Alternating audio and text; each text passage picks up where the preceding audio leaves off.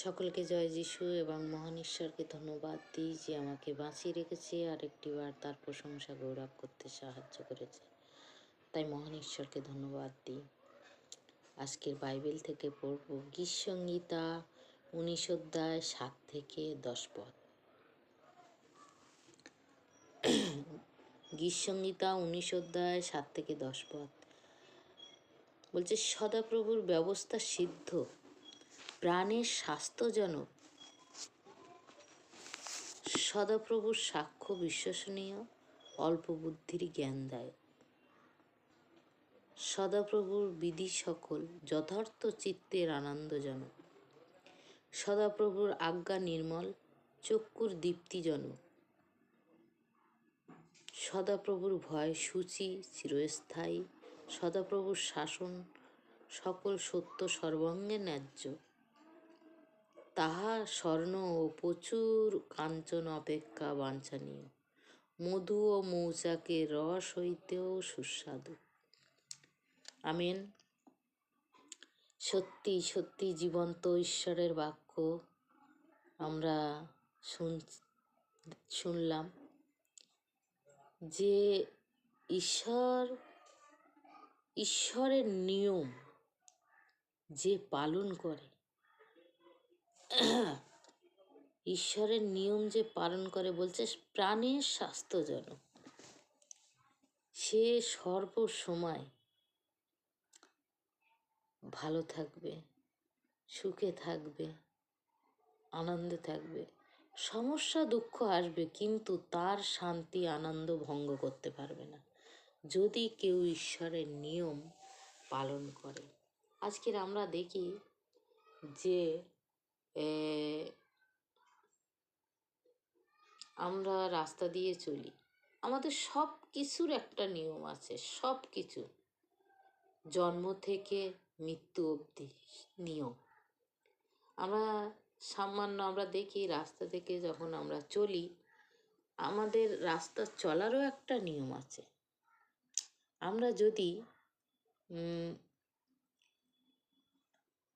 গাড়ির রুট আমরা যদি নিয়ম না মানি, গাড়ি চলছে যে জায়গা দিয়ে, মানুষের চলার একটা লাইন আলাদা থাকে, গাড়ি চলছে লাইন একটা আলাদা থাকে।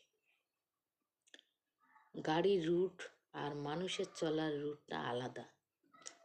যদি গাড়ির রুটে মানুষ আসে তো মানুষ অ্যাক্সিডেন্ট হবে, আর এটা হয়, আমরা দেখি।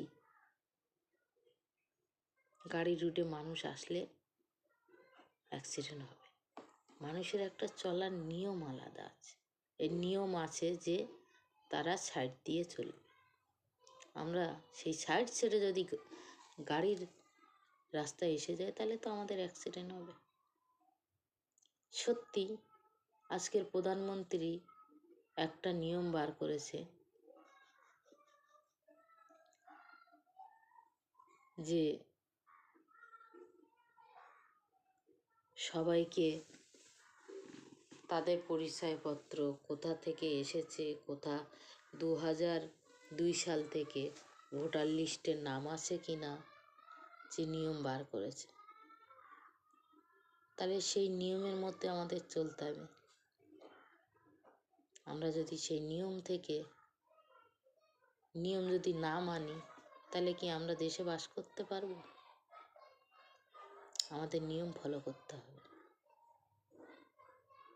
তো ঈশ্বরের বাক্য, ঈশ্বরের নিয়ম আছে, সেই নিয়ম যদি আমরা ফলো না করি, তাহলে আমরাও শান্তিতে থাকতে পারবো না এবং আমরাও আমাদের বাচ্চা কাচ্চাদের মানুষ করতে পারবো না। আজকের বলছে ঈশ্বর 8 পদে বলছে, সদাপ্রভুর বিধি সকল যথার্থ চিত্তের আনন্দবর্ধক।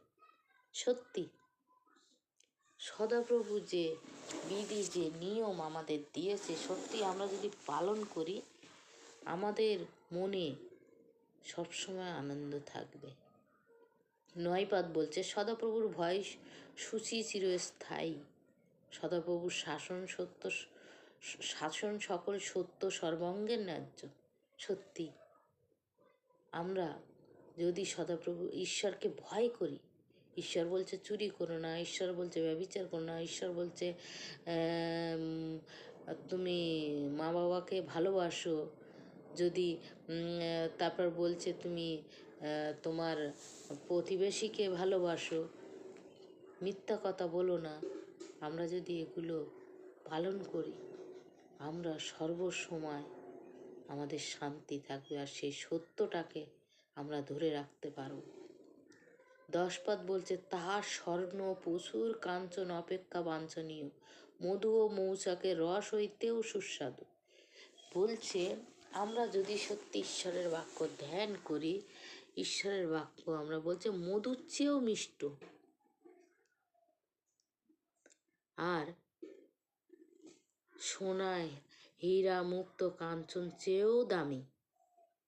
আমরা যদি তার বাক্যকে ফলো করি,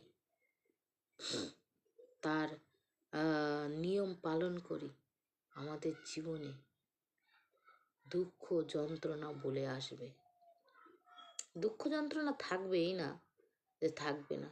আমরা যখন পড়াশুনো করি, পরীক্ষা দিতে হয় যে আমরা কেমন পড়াশুনো করছি, সেই রেজাল্টটা, সেই ফলাফলটা পরীক্ষার পরে দেখা যায় রেজাল্টে,